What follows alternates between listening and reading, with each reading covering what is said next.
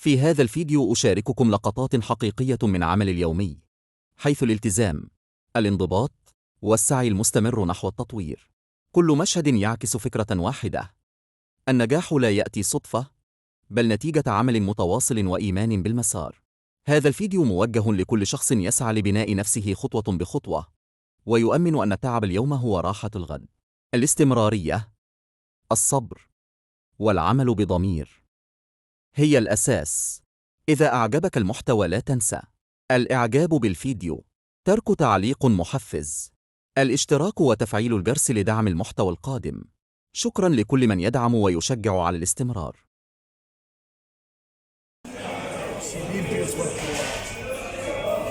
شحال هذا؟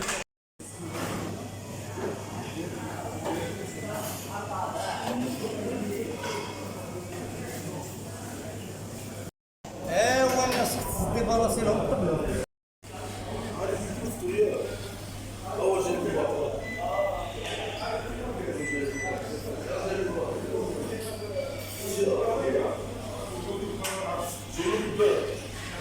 على زولبا